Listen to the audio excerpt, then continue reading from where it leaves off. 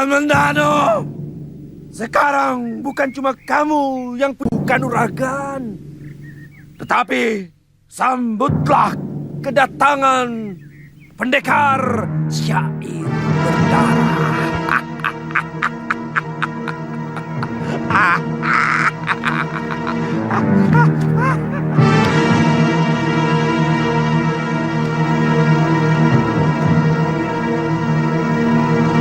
Mayapada,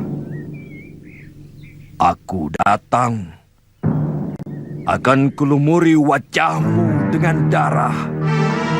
Akan aku tantang kekejamanmu dengan 2 cakarku. Kematian dalam nafasku. Kematian di setiap langkahku. Pada akhirnya, saat yang kita tunggu mulai nampak. Setelah diguncang oleh pemberontakan Ranggalawe, sahabatnya sendiri, sekarang Sang Ramawijaya terpaksa harus membunuh pengikutnya yang paling setia, Lembu Sora. Apa untungnya buat kita, Kakang? Sambi, setiap ada pemberontakan, berarti ada ketidakpuasan. Dan pada setiap penumpasan, pasti akan diikuti oleh dendam. Kemudian, kita akan bermain dalam dendam mereka. Tentu. Aku tidak pernah rela melihat Trahjenggala kembali bangkit. Mereka selalu memusuhi guruku. Paling tidak, kita wajib merongrong kekuasaan negeri baru itu. Agar selalu resah. Apa untungnya buat kita? Kita sudah terlalu lama menjadi sampah di tempat seperti ini.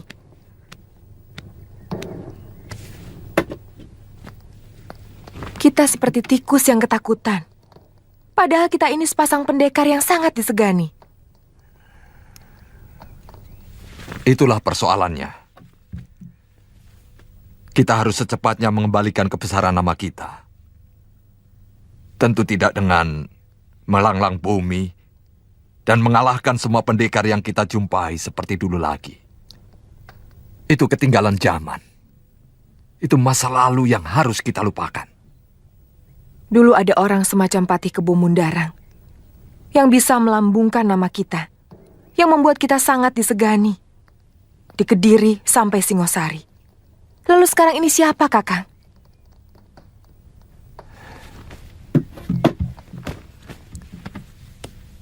Kita sendiri yang harus mengangkat derajat kita.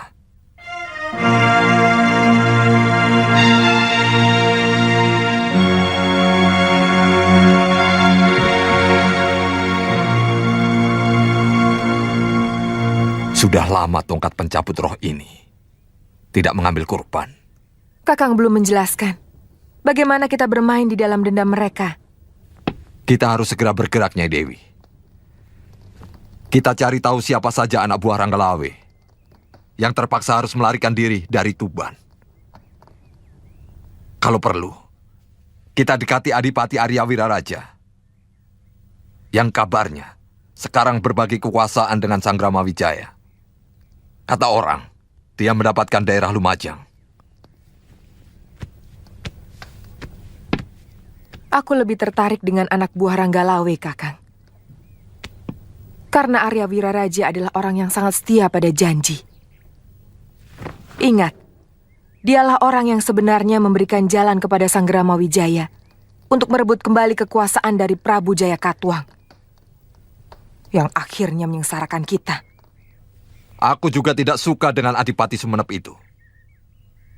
Jadi, kita harus mempersiapkan diri untuk keluar dari persembunyian kita. Kita kembali menjadi Raja Wali yang terbang bebas mencari mangsa. Adi Resapati, sebaiknya kita bermalam di sini. Apa tidak ada desa yang dekat dari tempat ini? Saya kira itu lebih aman untuk keselamatan kita. Saya tidak yakin ada desa di sekitar sini. Tapi saya yakin daerah kekuasaan Majapahit aman dari gerombolan begal. Kalau begitu, siapkan perkemahan. Hop, kita istirahat di sini. Dirikan kemah dan dapur umum. Gilirkan penjagaan. Bagaimanapun kita harus tetap waspada. Siapkan senjata kalian di tempat yang mudah dijangkau. Cepat, sebelum gelap, semua harus sudah selesai. Baik, Gusti. Tentang dugaan Kakang Ranggalawe, hampir semuanya benar. Sesudah Lembu Sora memberontak, entah siapa lagi yang akan menyusul. Benar-benar lupa daratan. Tapi Sang Prabu juga telah mengampuni Dewi Martaraga dan Tirtawati. Bahkan Gusti Kuda Anjampiani, putra Kakang Ranggalawe, diberi tanah perdikan di dekat Tuban. Itu siasat, supaya keturunan Ranggalawe tidak menaruh dendam.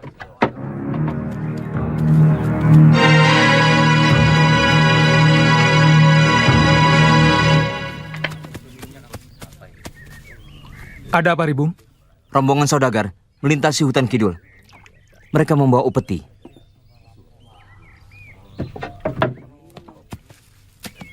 Berapa orang? Kurang lebih 20 orang. Mereka bersenjata. Pakaian mereka? 2 orang pimpinannya, seperti para temenggung. Artinya mereka bukan pedagang, Ribung. Kalau saudagar, paling banter mereka membawa pendekar bayaran. Mungkin mereka rombongan dari Lasem. Atau dari Boja. Yang mau mengirim upeti ke kota raja. Bagaimana? Kita harus hidup. Untuk itu, kita harus terus-menerus menambah bahan makanan. Juga kita perlu pakaian. Sudah lebih dari 3 tahun kita hidup seperti binatang. Yang hanya menyantap ayapan. Kita akan jadi perampok, Jarawaha. Iya, kita sangat kepepet.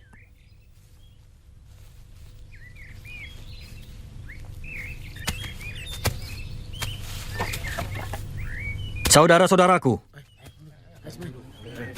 untuk mempertahankan hidup, kita akan melakukan penyergapan pada rombongan yang kemungkinan membawa upeti buat musuh kita. Kalian siap? Siap! Kalau begitu, siapkan perlengkapan kalian. Begitu gelap, kita berangkat.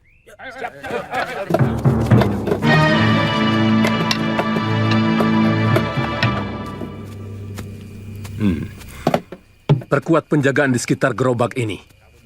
Perasaan saya agak kurang enak. Kata orang, Majapahit itu cantik-cantik dan penurut. Kalau saya punya uang, tapi kalau utusan macam Kakang, pasti ada jalannya, Kang. tergantung jumlah upeti yang dibawa. Kalau daerah kecil, dengan upeti ala kadarnya, ya sambutannya biasa-biasa saja. Banyak yang ngomong kalau Rakrian Kanuruhan Majapahit itu orangnya rata-rata mata duitan. Gila harta. Bagaimana Jarawaha? Sudah terkurung. Usahakan. Jangan terlalu banyak korban. Ingat, kita bukan perampok. Kita hanya butuh barang jarahan untuk menyambung hidup. Apa bedanya? Kita sudah tidak memiliki masa depan. Adalah bodoh kalau kita mimpi untuk bisa bangkit dan mengalahkan kekuatan Majapahit. Kita akan selalu melakukan pencegatan untuk bisa hidup. Lalu apa bedanya dengan perampok? Hanya ada 2 pilihan, Gelatik.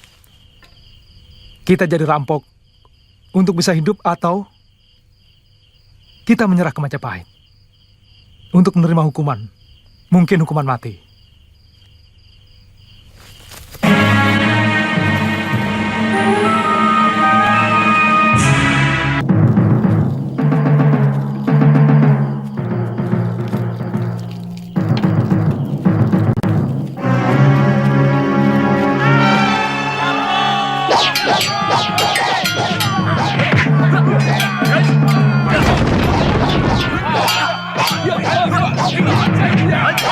Yeah.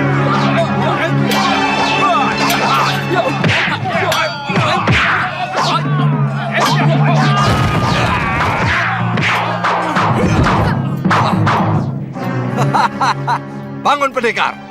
Akulah lawanmu yang sepadan. Hati-hati Resapati. Kelihatannya pendekar bugil itu cukup tangguh. Jangan gentar. Kita lawan mereka, apapun yang terjadi. Kalau sampai kita kalah, kamu harus segera lari ke Majapahit. Laporkan semua kejadian ini. Ya, baik. Biar aku yang menyelesaikannya, Kakak.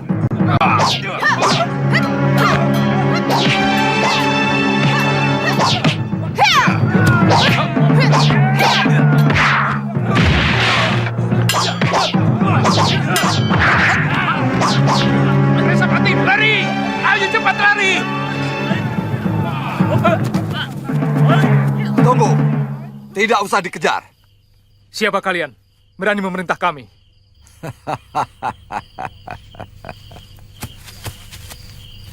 Siapa? Itu tidak penting. Yang jelas kita mempunyai kepentingan yang sama. Apa maksudmu? Bukan hanya kalian yang membutuhkan harta jarahan ini. Kami juga. Saya tidak suka cara kalian. Dan jangan salah. Kami bukan rampok. Kami pejuang-pejuang Tuban. Oh. Rupanya kalian anak buah Ranggalawe. Aku bisa mengerti kenapa kalian begitu dendam terhadap sekutu-sekutu Majapahit. Siapa sebenarnya Kisanak?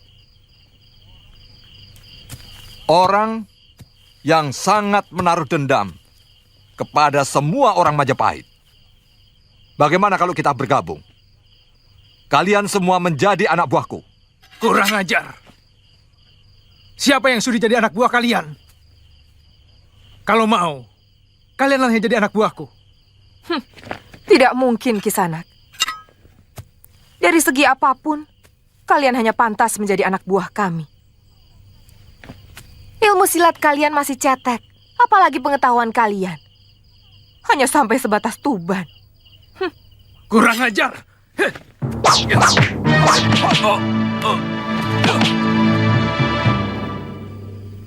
Sebenarnya kami tidak terlalu membutuhkan kalian. Karena sebenarnya kurang menguntungkan. Tapi, sebagai manusia yang memiliki kesamaan perasaan, kami berikan kesempatan pada kalian untuk dapat bergabung bersama kami. Melampiaskan dendam kalian pada orang-orang Majapahit yang menyebalkan itu. Bagaimana? Atau kalian semua akan kami habiskan. Terus terang, kami tidak suka ada pesaing. Dan itu tidak sulit bagi kami. Seperti ini misalnya.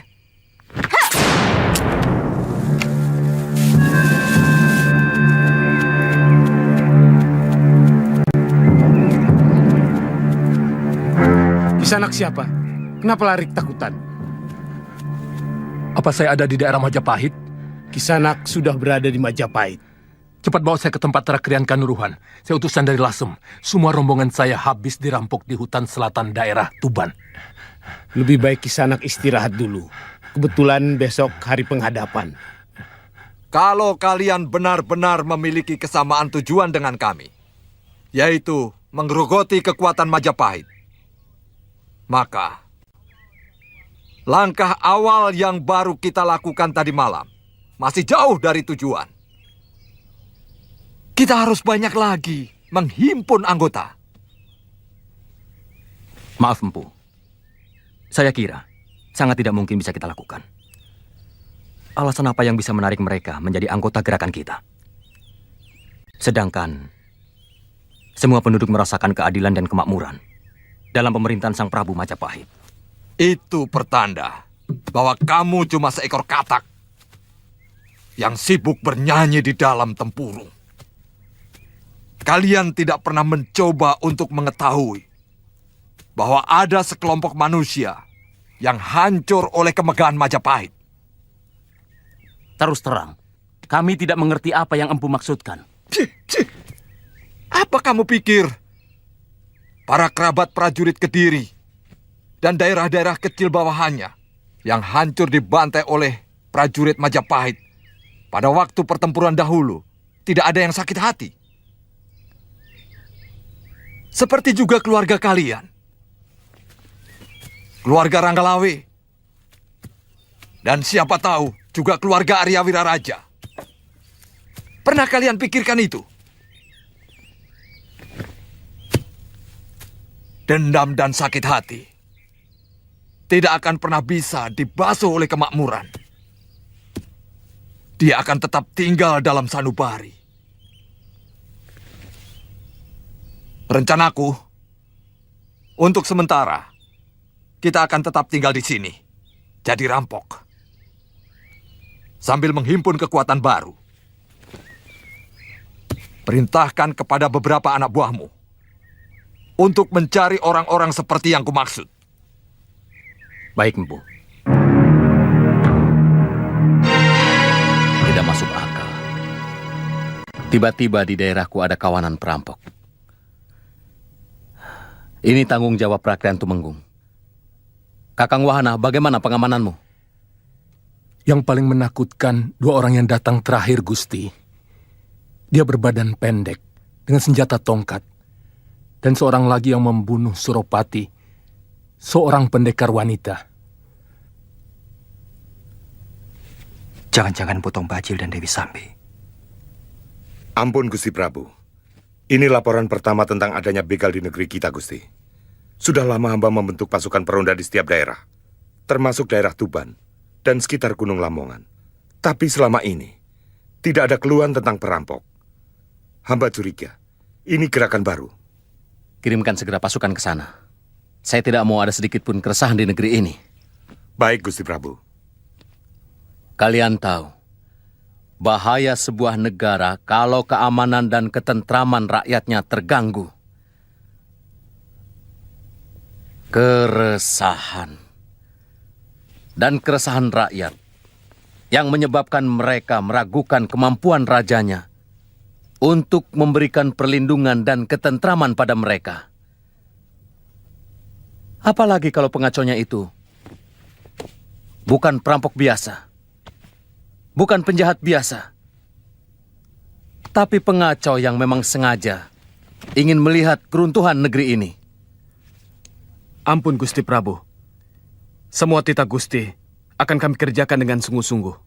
Hamba mohon perkenan Gusti untuk secepatnya menyelenggarakan pertemuan dengan seluruh senopati dan Tumenggung Majapahit yang akan hamba pimpin bersama Rakyat Tumenggung dan Rakyat Rangga. Itu memang tugasmu, Kakang Pati. Saya ingin agar pengacau-pengacau itu segera diringkus secepat mungkin. Baik. Bagaimana kalau kita bergerak sendiri ke Gunung Lamongan? Saya yakin pasti mereka kelompok Tong Bajil dan Dewi Sambi. Jangan, Kakang. Kelihatannya Gusti Prabu menaruh perhatian khusus dalam masalah ini. Kita harus mampu meyakinkan rakyat Tumenggung agar diberi tugas khusus. Apa mungkin Empu Wahana tahu bahwa saya sangat dekat dengan Paman Lembusora? Pada akhirnya mereka sangat menyesal dengan tewasnya Paman Lembusora. Mudah-mudahan begitu. Saya setuju dengan pendapat Arya Kamandano untuk mengirimkan Telik Sandi lebih dulu sebelum mengirim pasukan. Kenapa tidak langsung menyerbu mereka dan menghabisi sekalian? Resapati bisa menunjukkan sarang mereka. Paling tidak tempat di mana rombongan itu dirampok. Jangan gerusa-gerusu Wahana. Kita harus berpikir lebih jernih dan tidak menggampangkan. Saya tahu, kalau Gusti Prabu memerintah, selalu mendesak. Tetapi kita tidak boleh gugup sampai harus melupakan kewaspadaan. Sebab kalau dugaan Kamandanu itu benar, bahwa pimpinan mereka adalah Empu Tong Bajil, maka sangat jelas mereka memiliki maksud lain, bukan hanya sekedar merampok. Bagaimana pendapatmu, Kamandanu? Saya cenderung setuju dengan pendapat Gusti Prabu, bahwa mungkin ada kesengajaan kelompok tertentu untuk menciptakan keresahan di Majapahit. Dan kalau memang ini yang terjadi, maka perampok di Gunung Lamongan mungkin hanya sebagian kecil saja dari rencana gerakan besar mereka. Untuk menghadapi gerakan seperti itu, lebih baik kalau kita mengirimkan Telik Sandi yang merangkap juga sebagai pembasmi. Maksud saya, seorang Telik Sandi tapi memiliki ilmu kanuragan. Kalau Gusti Pati dan Gusti Rakyat Tumenggung percaya, saya dan Arya Kamandanu bersedia menerima tugas itu. Sebab, kalau pendekar cebol itu benar-benar Tong Bajil, maka bukan tugas ringan untuk menumpas mereka. Orang itu memang licik. Dia juga salah seorang yang menyebabkan runtuhnya Singosari. Dan kalau tidak salah, dulu dia juga memakai cara yang sama. Mereka meresahkan rakyat Singosari yang berada di Jasunungkal, yang kemudian menyebar semakin luas. Bagaimana Tumenggung? Mungkin apa yang ditawarkan Sakauni dan Kamandanu cukup baik. Yang penting, apapun yang dilakukan oleh Kamandanu dan Sekawuni harus selalu dilaporkan ke Majapahit. Ini tugas sebagai prajurit Majapahit, bukan sebagai pendekar yang bisa berbuat seenaknya. Bagaimana? Kalau kalian setuju, saya izinkan berangkat. Kami hanya mengusulkan, Gusti Temunggung. Kalau Tuan punya tenaga yang handal, silakan. Yang kubicarakan, masalah kepatuhan Wuni. Apa begitu bejatnya kaum pendekar dalam masalah kepatuhan? Apa sudah seperti binatangkah perilaku pendekar sampai Gusti Tumenggung begitu cemas? Maksud saya, kalian harus cepat melapor ke Majapahit. Apapun yang kalian temukan, kalau bisa secepatnya. Muram. Selaksa geram mendekam dalam kepalaku. Amarah. Karena selalu kalah dan dikalahkan oleh kekuasaan tangan-tangan nasib yang mencengkeram masa depanku. Kau hancurkan semua mimpi-mimpiku dengan kekuatanmu tanpa batas. Kau umbar kekuasaanmu untuk beribasku dengan berbagai dalih. Oh, Pukulun! Jumawa kau! Dengan pisau hukummu yang tidak bisa ditawar. Bumi sudah seperti hamparan beribu bangkai. Busuk! Hah! Menyengat menembus langit. Awan-awan menyingkir. Para dewa menutup hidung sambil berlari. Sembunyi di bawah kasur bidadari. Bertabur bunga dan minyak kesturi.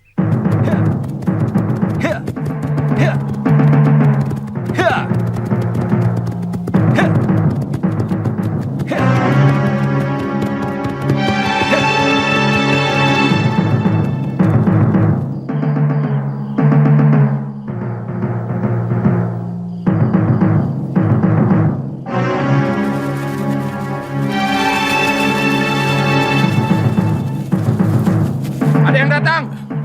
Mereka bersenjata lengkap. Pasukan Majapahit. Saya tidak tahu. Bangunkan yang lain, saya mau laporan.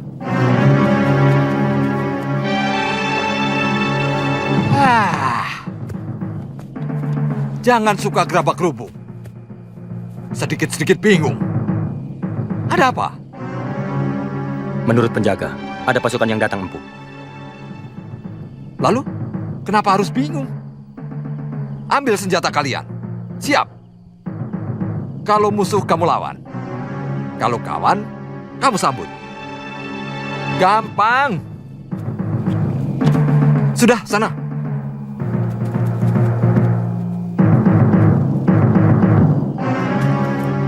Ayo semua siaga!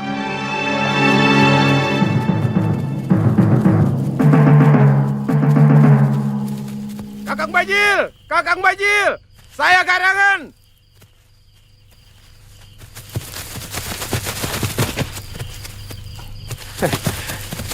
Aku mau ketemu Kakang Bajil. Garangan. Dari bau mulutmu aku tahu kau yang datang.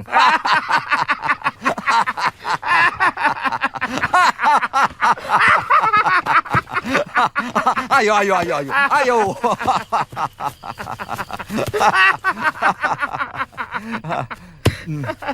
Dari mana kalian tahu aku di sini?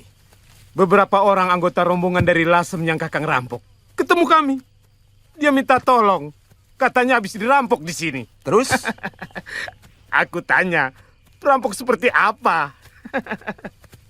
Terus? Dia jawab, pimpinannya pendek, tapi kejam sekali. Hampir semua anggota rombongan habis dibantai. Katanya, siapa lagi orang pendek berhati kejam kalau bukan Kakang? Terus. Aku mereka. terus kemari. Aku kangen sama sampean, Kakang.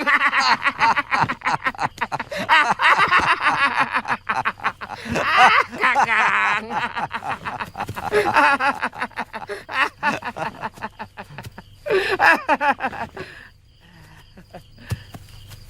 Hai, kalian dengar semua. Rombongan yang tadi datang dan membuat kalian morat-marit kebingungan adalah rombongan sahabatku. Dia ini namanya Garangan. Dia dengan rombongannya akan bergabung dengan kita semua.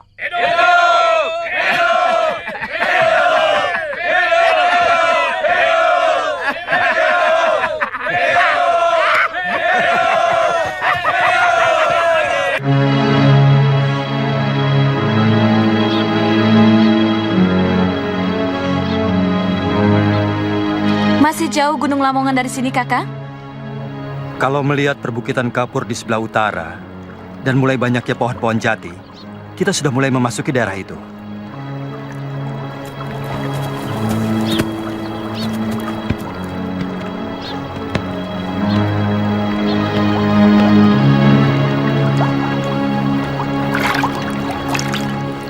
Selama ini kami terpaksa selalu berpindah-pindah tempat untuk mempertahankan hidup.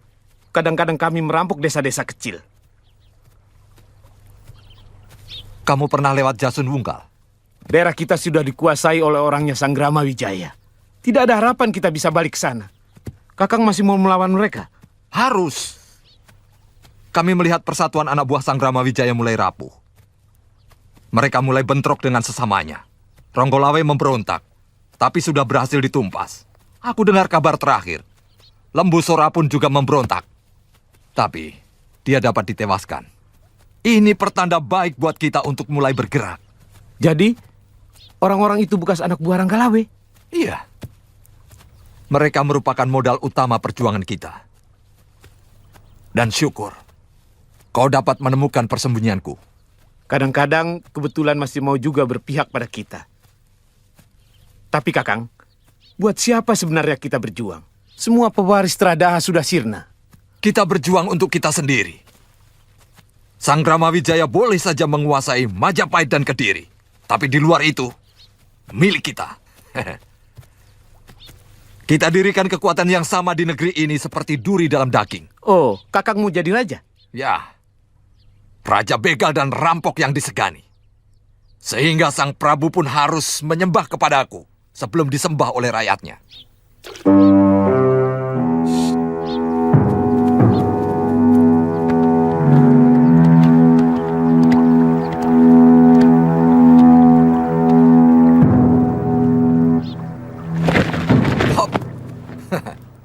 Ternyata kita ketemu lagi, anak muda. Rupanya Dewata sengaja mengirimkan pedang itu untukku. Jangan mimpi, Tong Bajil.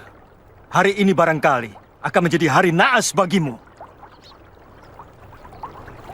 Di sini kita akan tentukan siapa yang lebih pantas memiliki pedang itu. Dan kau tidak akan kubiarkan lolos lagi, Sakawuni. Aku sudah bersumpah untuk menangkal kepala pengkhianat. Dari dulu, kesenanganmu hanya mengumbar mulut, Bajil. Lakukanlah kalau kau mampu. Tidak lama lagi, perempuan Bilal. Serahkan pedang itu. Aku janji nyawamu tak akan kusik. Bila kau serahkan pedang secara baik-baik. Baik.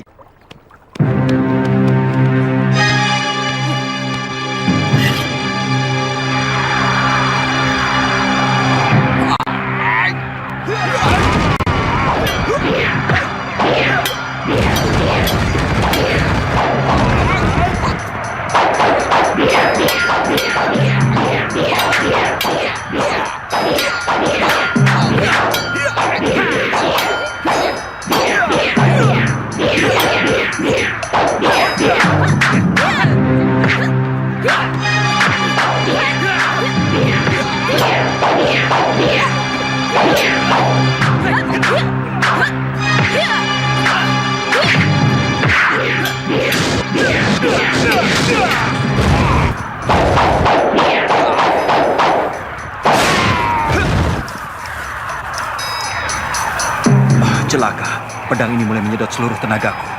Mungkin aku sudah tidak bisa bertahan satu jurus lagi. Darahku api. Keringatku api. Nafasku api. Semua keringatku api. Api gunung. Api langit. Api perut bumi. Kupanggil semua kekuatanku dengan mantraku ke dalam tanganku.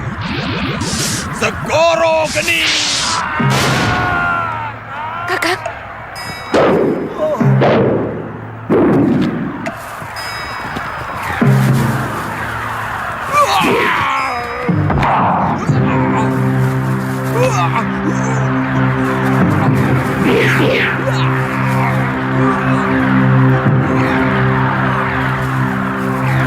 Sekarang saatnya kau harus merasakan kehebatan pedangmu sendiri, anak muda. Serakah membuat manusia rakus seperti sapi.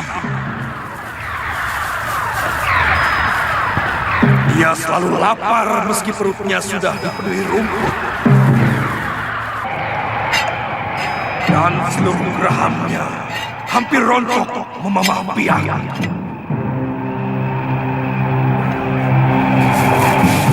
Sapi-sapi mengajar anak sapi untuk terus merasa lapar. Rumput-rumput membisiki tetangganya untuk terus tumbuh tanpa putus asa.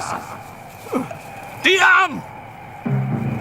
Sairmu lebih butuh dari pakaian dan rambutmu. Tanpa kendali air liurnya mengucur setiap melihat padang-padang rumput hijau royo-royo. Ingin rasanya dia telan seluruh lapangan ke dalam perutnya. Kurang ajar!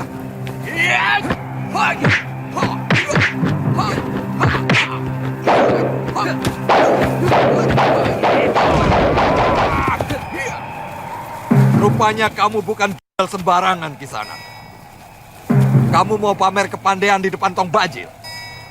Baik, darahku api, keringatku api, nafasku api, semua keringatku api, api gunung, api Daya mantra api gunung, menyiram manusia dengan darah dan lupa. Kurang ajar, dia mengacaukan isi otakku. Lebih baik tidak usah kuladeni. Lain waktu kau akan kulibas di butut. Tong bajil, ternyata nyalimu kerdil seperti tubuhmu.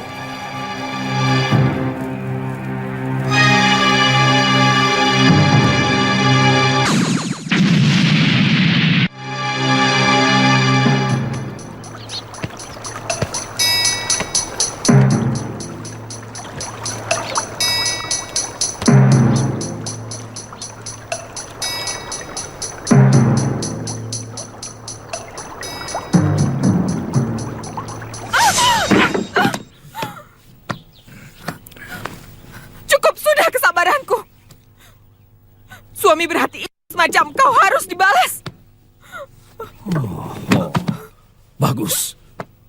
Bagus. Ayo. Sudah cukup.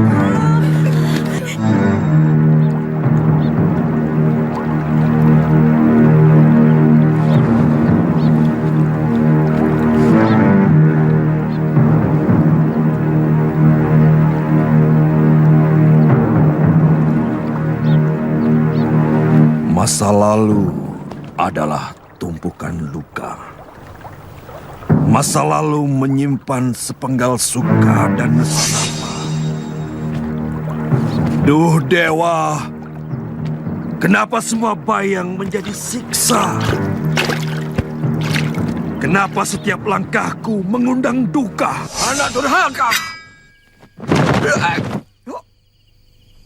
Langkai dulu mayat kami. Orang ini dalam lindungan pemerintahan Kediri. Persan dengan kalian. Minggir! Serang!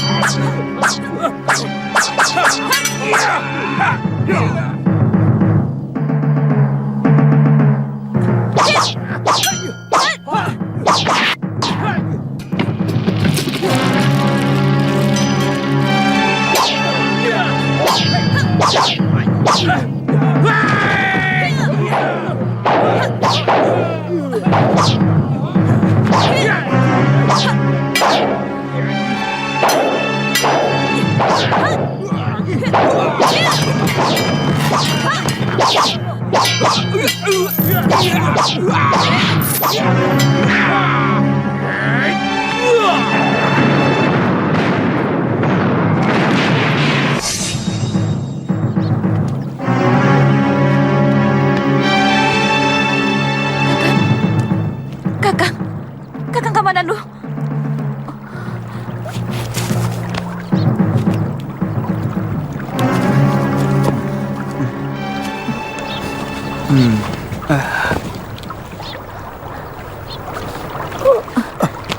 Jangan bergerak dulu, Kakang. Luka di dada Kakang cukup parah. Mudah-mudahan obat yang dikasih ibu bisa untuk mengobatimu.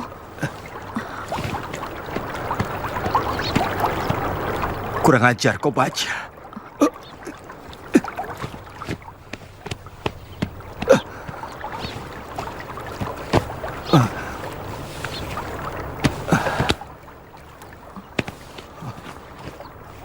Untung tidak mengarah ke jantung. Kulit Kakang gosong. Ajis Koro Geni. Sekujur tubuh saya panas sekali. Saya tidak tahan, Bunda. Saya tidak tahan.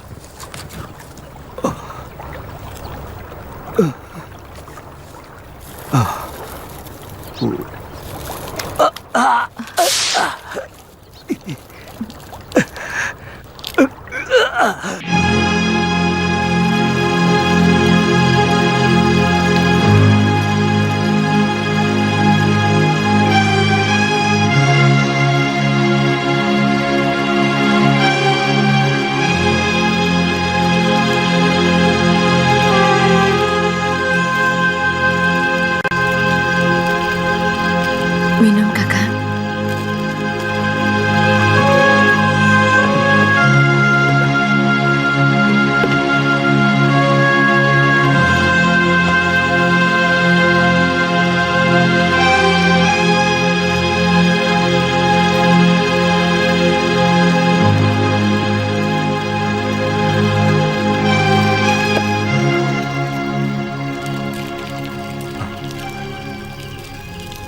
Pedangku.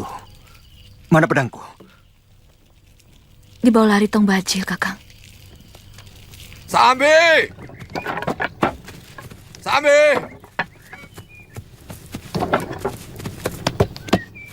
Sambi!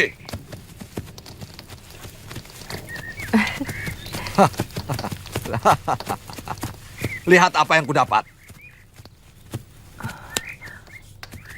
Rupanya pendekar itu dikirim kemari untuk menumpas kita, Kakang. Tidak usah khawatir, Nyai. Dia sudah kukirim ke neraka dengan ajian Segoro Geniku. Tapi mana tongkatmu, Kakang? Hancur oleh pedang ini.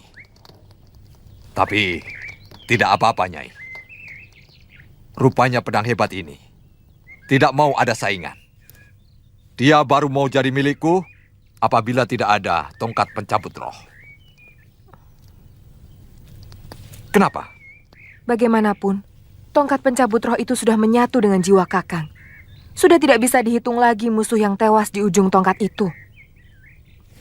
Tapi Sambi, dengan pedang ini, seluruh isi jagat ini akan kutaklukkan. Akan kulibas semua Narpati dan Senopati Majapahit. Dia datang sendirian, Kakang. Tidak. Sakawuni bersamanya. Tadinya keduanya mau kuhabisi. Tapi tiba-tiba muncul pendekar aneh. Yang memiliki ajian yang juga aneh. Syair yang dia baca mampu merusak dan mengacaukan pikiranku. Aku jadi bingung. Tiba-tiba, aku sudah berada di hutan ini. Apakah Kakang tidak curiga bahwa mereka dikirim Majapahit untuk menumpas kita? Aku tidak peduli. Bahkan sekarang, aku sangat ingin mencoba kehebatan pedang ini.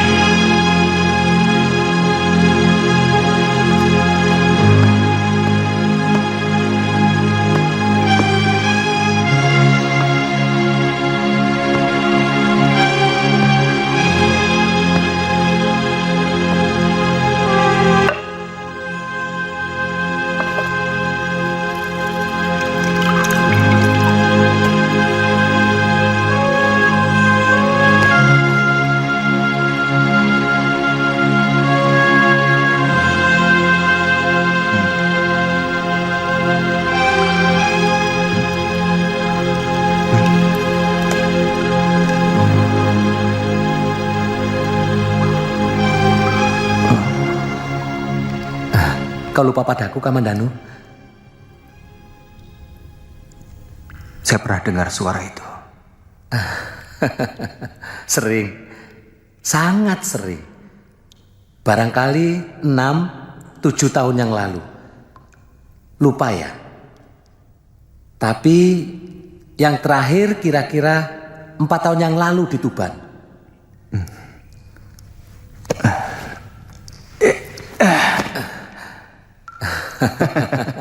Wirot, Kamandanu. ternyata kau juga ada di sini. Iya, aku mimpi ketemu guru. Beliau menyuruhku menjaga gua jamur ini. Katanya ada mutiara yang tersimpan di sini. Mutiara? Iya. Tapi sebelum guru bilang, aku sudah terbangun. Lah kamu sendiri? Aku dengar kamu katanya sudah enak menjadi penggawa di Majapahit. Ceritanya panjang, Wirot. Dadamu kenapa? Ini salah satu sebab kenapa saya datang kemari. Saya dikalahkan oleh pendekar Empu Bajil. Dia memiliki aji segoro geni. Ini ciri-ciri murid durhaka. Kalau lagi senang, lupa sama guru. Tapi kalau susah saja.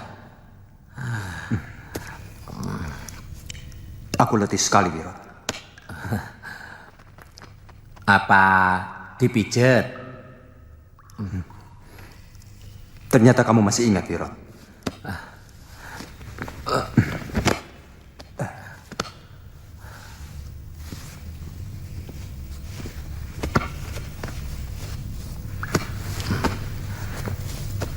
Aku sangat sedih mendengar cerita tentang keluargamu, Kamandanu. Dari siapa kamu dengar? Kisar Pak Kentrung. Dia melihat bagaimana rumah ayahmu dibakar oleh orang-orang Kediri. Dan ayahmu tewas. Kakang Dipangga tega mengkhianati keluarganya sendiri. Bagaimanapun juga, ayahmu adalah adik seperguruan guru kita. Paling tidak, kalau ada permasalahan apa, saya masih bisa minta nasihat beliau. Guru.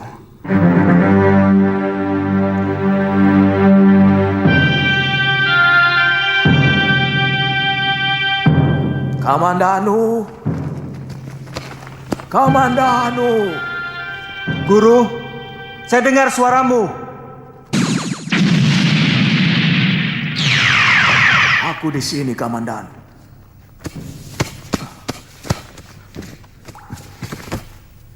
Maafkan saya, Guru. Pedang pusaka naga puspa yang Guru titipkan kepada pendekar lo telah direbut orang. Tidak apa. Apakah tidak berbahaya kalau pedang pusaka itu dipegang oleh pendekar yang jahat? Seperti Empu Bajil, Guru. Tidak ada seorang pun yang bisa menggunakan pedang pusaka itu. Kalau dia tidak menguasai jurus ilmu naga puspa tingkat kelima. Kalau begitu pun saya tidak mampu? Bukankah Guru hanya mengajari saya sampai tingkat kedua? Ya, karena kamu tidak sungguh-sungguh mempelajari jurus itu. Kamu lebih suka keluyuran. Maafkan saya, Guru. Kalau begitu apa yang harus saya lakukan untuk mengambil kembali pusaka buatan Guru? Aku akan meninggalkan mutiara ilmu yang harus kalian pecahkan sendiri. Rahasianya. Di mana mutiara itu, Guru?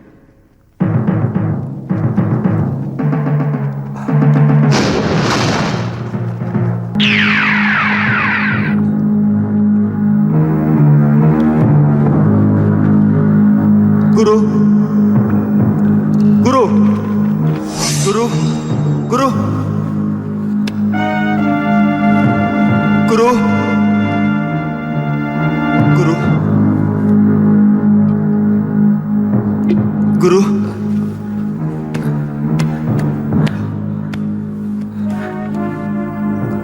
Guru. Kamandanu, bangun, bangun. Mana Guru? Mana Guru? Guru siapa? Kamu itu melindur. Aku mimpi bertemu Guru, Wirot. Beliau mengatakan padaku tentang mutiara. Mutiara ilmu. Beliau menyuruh aku untuk mempelajari mutiara ilmu tersebut. Walah, ilmu apa lagi? Yang dulu saja saya udah nggak sanggup ya. Wirot, aku yakin mutiara itu menyimpan sisa dari jurus naga puspa yang belum selesai aku pelajari. Naga puspa? Ya, aku tidak sanggup berlatih ilmu itu. Baru tingkat pertama, napasku hampir pedot.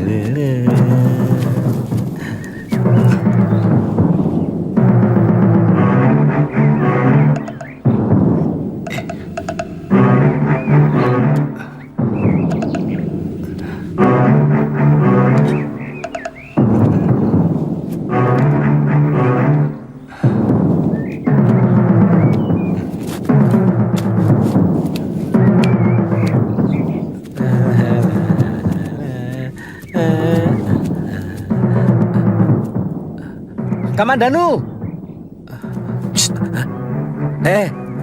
Cari apa Kamandanu? Seluruh gua ini sudah aku ubek-ubek. Nih lihat, aku bawakan burung kesukaanmu.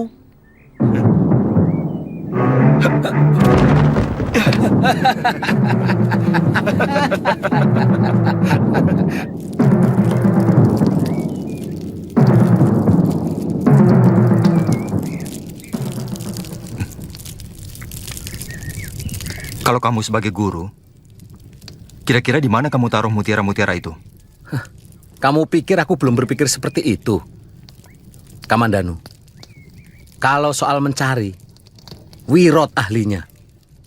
Aku paling sering mencuri lauk yang Biung sembunyikan. Karena aku memakai ilmu itu. Kalau aku jadi Biung, lauk itu akan kusembunyikan di sini. Tapi karena itu juga yang menyebabkan aku dititipkan sama guru. Aku pernah mendengar pengalaman dari seorang raja maling. Suatu kali dia tidak mendapatkan apa-apa dalam pencuriannya di rumah orang kaya. Padahal dia sudah mencarinya di tempat-tempat yang paling sulit dan paling tersembunyi. Terus?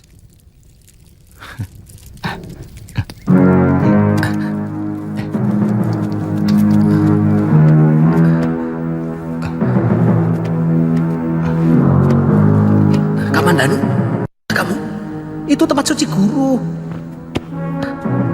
Nanti kualat kamu. Carilah barang di tempat di mana orang lain sama sekali tidak menduga.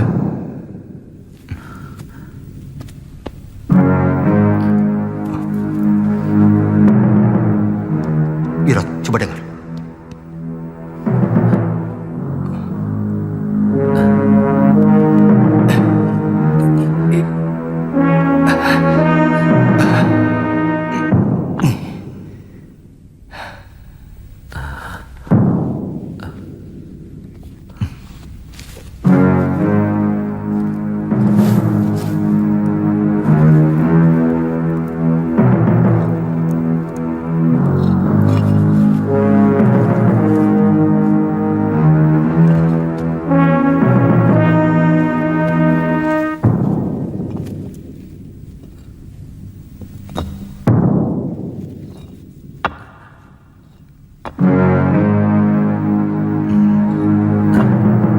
Mana mutiaranya? Ini mutiaranya. Mana? Lihat, Wirot.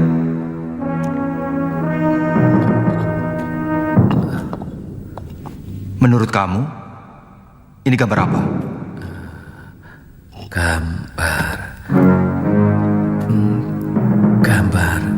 Gambar naga bumi. Tapi mana mutiaranya? Inilah mutiara ilmu yang diberikan guru kepada kita. Aku yakin Ini sebuah rahasia dari jurus naga puspa. Lihat puspa yang ada di samping. Coba kamu baca tulisan di bawah ini.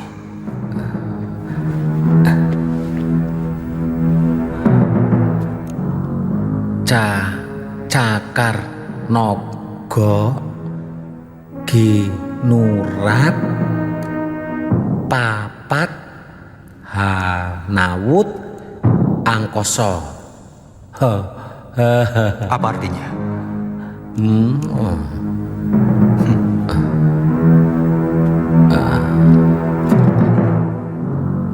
Lunggah Kapulungan. Apa maksud tulisan ini? Apa tadi bunyinya? Lunggah Kapulungan.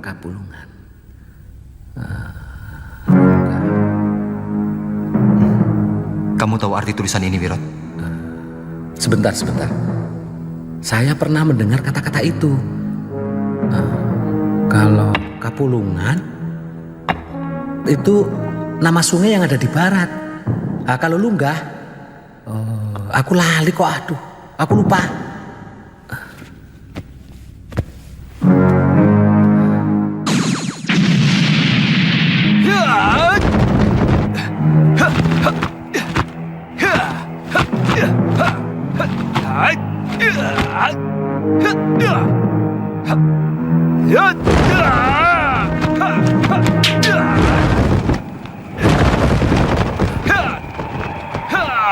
Ya, itu mirip sebuah jurus. Kamandanu, coba mainkan jurus naga puspa, lalu sambungkan dengan bentuk itu. Wah, bentuknya sama, Kamandanu. Hebat kamu. Itu cuma bentuk jurus. Tapi bagaimana jalannya? Apa saja bentuk pukulan dan tangkisan yang ada di dalamnya? Kita tidak pernah tahu. Mungkin benar katamu, bahwa mutiara ini berisi lanjutan dari jurus naga puspa yang sudah kita pelajari. Tapi bagaimana caranya mengurai gambar dan tulisan yang sulit dimengerti itu? Ini yang membuat aku bingung. Guru. Jadi orang kok senangnya bikin teka-teki.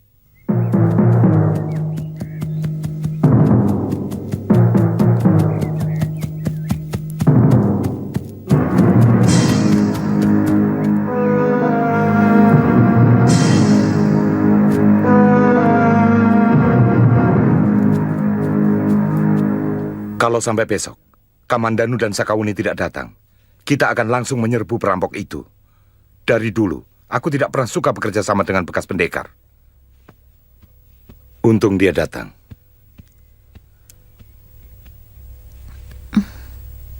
Silakan.